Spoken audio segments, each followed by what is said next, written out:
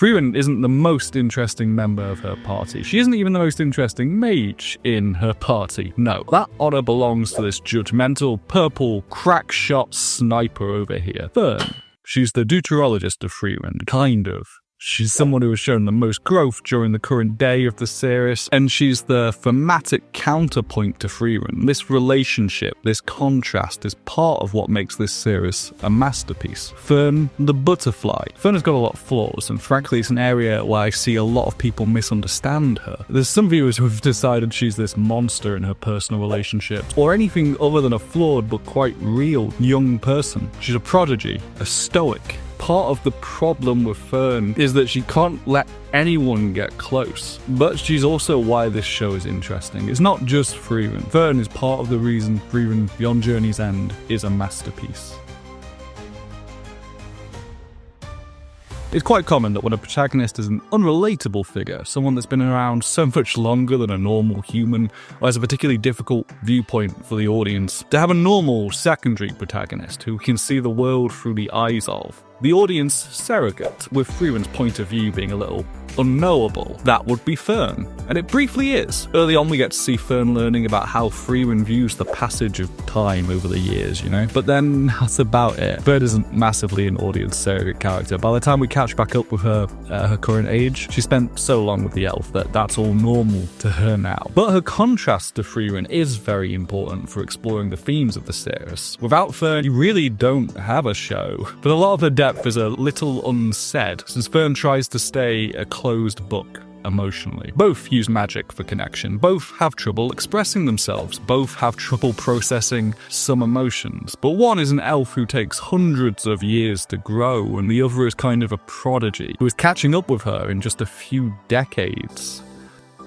A core theme in this series is connection, and Fern factors quite a bit into this, not just by being the right kind of mothering to help Frieren on her journey to understand people, but she's a different maladaptive form of coping. There are different ways of forming connections and relating to others. Frieren has one flawed way. Fern's method has just as many problems. Maybe it's not quite breakdown crying at the funeral 50 years later level of bad, but it isn't great. It's so bad that sometimes priests have to step in and do her talking for her. Fern has had exceptionally little interaction with anyone her own age, up until she meets this guy, and her entire lifestyle of being dragged along by an elf is basically only happening because she feels guilty about being alive. Frieren doesn't understand emotions and doesn't notice her own. Fern definitely feels hers, she just doesn't know how to express them properly. They have different problems, which thematically bring each other's flaws into focus. Fern's closed off, unapproachable surface, it's a way of keeping everyone at a distance, or at least trying to, because while Fern might be trying to keep people far away, she isn't very good at it. It's only through getting past this problem, letting people get close, that she's actually going to develop. While the difficulties in expressing emotions are different, one parallel between these two is magic, finding connection and meaning through mastering magic. Fern spent all that time learning magic, and I'm sure there's stuff everyone wishes they could get the hang of a bit faster, like drawing at an angle. That's difficult, and this video's sponsor can help you learn how to do that, or a ton of other stuff. It's Skillshare, a unique platform where you can learn new skills, work on personal development, and plenty of other things too. So I checked out some of their classes, like the beginner how to draw one or anime drawing, and having basically never picked up a pencil before, it's the kind of thing that I've usually been a little too intimidated to even start with. It can feel like there's a lot of base knowledge that you'd need before trying. But I found the platform great for meeting you where you are and making learning something that's quite big feel manageable. Between the notes feature and the projects people submit, it's a little more interactive than just watching videos of someone explaining something too. If you want to give Skillshare a go as well, the first 500 people to use my link in the description or scan the QR code will receive a 1-month free trial of Skillshare. Plus, you can gift Skillshare memberships to your friends and family. Get started today. A gifted membership lets you give someone a new skill or something they've always wanted to learn. It's a thoughtful gift, and it is the time of year for an easy, thoughtful gift. Fern was adopted by Haita as a war orphan, and she'd had a pretty rough time of it before that, dealing with loss, getting to quite a hopeless place at a disturbingly young age. She wants to pay Haita back for that kindness, but has spent her life until then with the priest, making him smile with magic. And then she leaves with another elderly person who she mainly connects to with magic. To Fern, magic is partially a trade, not like an equivalent exchange kind of thing, but, like a learning a trade, the trades, that kind of thing. Something that will bring stability, or at one point she claims proved Haita right for saving her. But I think she's always seen something more to it, that magic is something that can enrich someone's life, maybe as much as the company of elf grandma. Fern likes magic to help people. It's a way of viewing the world that's quite at odds with some other mages. Even Frieren is marginally more selective in who she helps. Fern seems to view magic as a tool for altruism, with the emotional connection with others coming through the magic for Fern, instead of magic being a stand-in for connection as a whole. Her favourite spell made the person who saved her smile. That's the genesis of her as a mage. It's also kind of what happened with these two, but out of order. Fern in general has the setup of someone who isn't properly socialized with anyone her own age. We see it in how poorly she reads the situation with people around her, like needing extreme intervention to have a simple discussion. She can manage to communicate some things through magic, and when that fails, can weird people out with magic too. Both Fern and Frieren have ended up communicating certain things better with these spells than through words.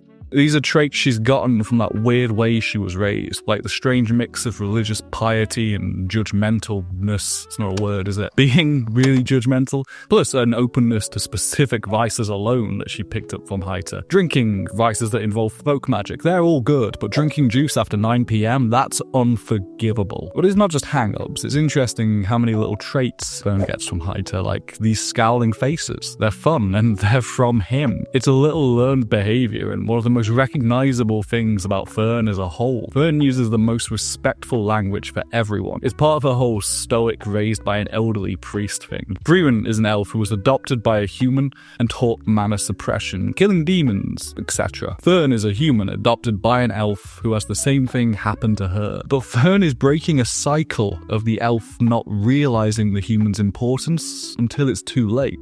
Frieren already sees that Fern is important to her. Since Himmel died, she's been much more aware of this stuff. Fern and Frieren's contrast shows how this cycle can be broken. She gets her closed-offness from that background, effectively. She isn't properly socialized, which will have a pretty major effect in how you relate to people, but it isn't quite the same as what an elf experiences. Fern wants to relate to people, she just doesn't have the tools to do so, which in a way is similar to what Frieren has been going through since the funeral. When they first meet, Fern sneaks up on her. That great mage or a focus on mana detection, she gets completely jump scared by a kid. She was a perfect choice for an apprentice, although she didn't understand Frieren's view of time for a while. A human and an elf are always going to have this difference of not really being able to see the world from each other's perspectives. But maybe Fern works harder than most of the humans we meet in trying to understand Frieren, and it ends up working the other way around too. Frieren understands how to deal with Fern to a point. She's growing. It's largely through her relationship with Fern that we see that growth. Himmel is the catalyst for change, but it's Fern who is helping her through it. She's absolutely vital to that arc, but she has her own problems with connection. The desire to keep people at a distance has held her back for most of her life.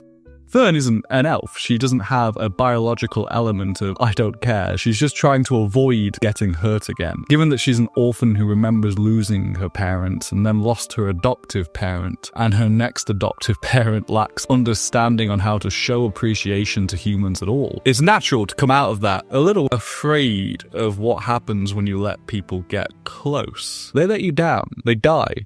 They age. They could die while you're still afraid that you owe them something, or have some guilt. So Fern is unapproachable, right? It's almost like she's getting far away. It's the point of the character, that she's trying to keep people far away, to keep herself safe. Between the people she meets, though, she's clearly not going to manage it. Just like she can't help her emotions bubbling over, even if it's not always in the easiest to understand ways. She can't help but get closer to someone. In a lot of ways, Fern's stoicism is based on the same thing that makes elves cold. Feeling of loss is painful. If you don't feel the loss, it's not so bad. Now, for elves, it's biological. They live too long. But Fern's is based on partially being so close to an elf, but also having lost too many parental figures in far too small a time. She hides far away and tries to keep everyone at a distance. In combat with her choice of how she engages, but in life too. Fern is far. It's one of those meaningful name things you'll see. It's not just a little hint at her role in combat, it's how she likes to compose herself too. She likes to stay far away,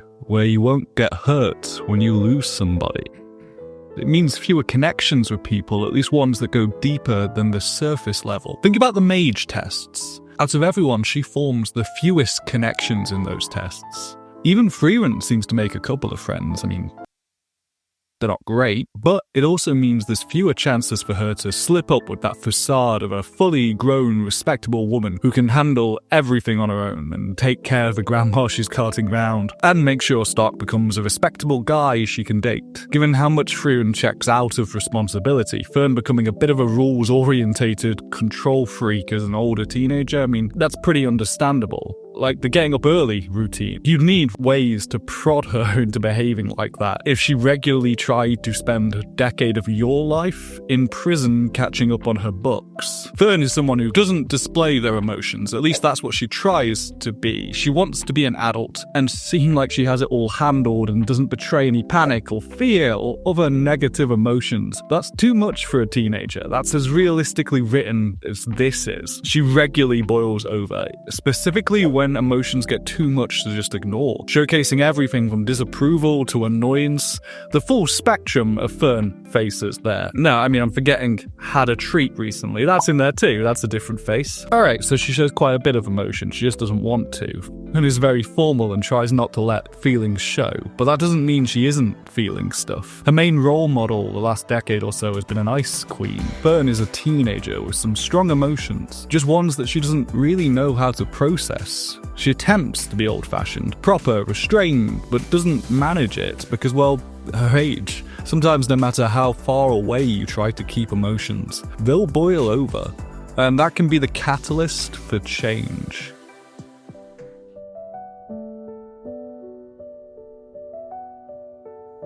In a recent video, I talked jewelry, and someone made a very good point in the comments about Frieren eventually adopting some of Fern's jewelry, much further down the line. Sad, but what about that butterfly clip, that gift on Fern's birthday? The only significant person in her life then is not the only butterfly that's important for Fern. They're actually all over. They manifest in that fast soul track she pulls out semi-regularly. Plus there's the magic spell she performs for an older Hater. It's clear butterflies are a symbolic thing with Fern. With the clip, it's about her bond to this old lady, but also to magic, the way she's used it to connect with people, and the transformative effect that it's had on her life. Is linking the butterfly as an emblem for Fern to the way she got to know magic, and its role in finding a new life for her. Magic has been transformative. She's gone from here in a pretty dark place to coming out of it as something new, someone with an entirely different life, a shorter-lived one than the elf she's spending all her time with, who maybe views her as a short-lived butterfly, but a worthwhile transformation all the same. See imagery of butterflies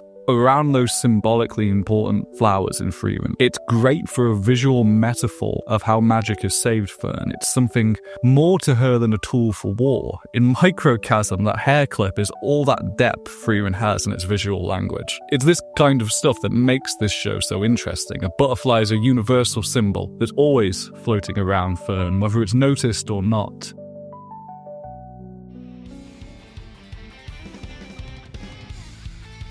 Fern is a prodigy. We see it as soon as we meet her. She sneaks up on Frieren, that legendary mage that's specialised in sensing mana, and she doesn't notice that this little kid is sneaking up on her. She's very good at that mana stuff, to say she's pretty much an untrained child. Haito notices her potential too, but it's not just the mana suppression that's a standout for young Fern. Her cast time seems crazy too. She pulls out her staff faster, there's that fast casting Zoltrak barrage thing she does. It's all a lot quicker than the build-up we see most mages needing. It even uses her mana advantage, lulling people into thinking she's exhausted her energy early on. This jerk even knows perfectly well how talented Fern is. Frieren might have picked up on it the very first time that they met, but Fern Fern isn't really interested in the grander duties of a mage. I mean, she's only interested in making clean clothes. And she's the member of the party that derails their quests most often to go and help people. But her style of combat is still based on keeping people at a distance. It's this symmetry between the action and the character's nature that's so common in Frieren. Fern wants to stay further away and has a skill set for it. She's a short-lived companion to Frieren, a constant reminder that those around her will change massively, too quickly for her to keep up with, and she's too quick in combat to match. She might be being trained by Frieren, but there's symbolic differences between the two that highlight their different roles in the series' themes. So, what's the problem with Fern? Clearly, I think she's a well-written and pretty essential character for the themes Frieren is exploring, but that's not a universal opinion, and I think what a lot of people find frustrating about her might just come down to fear. It's fear. She still has a ways to go before she fully matures, and while magic has put her on this track, it's the connections with others that might help her overcome her biggest problem. Yeah, the pouting, the refusal to be clear with anyone around her. I know some people find it frustrating, but she's a teenager. I think if she didn't have some behaviors that were frustrating, she wouldn't be well written. It's the same for Stark. He's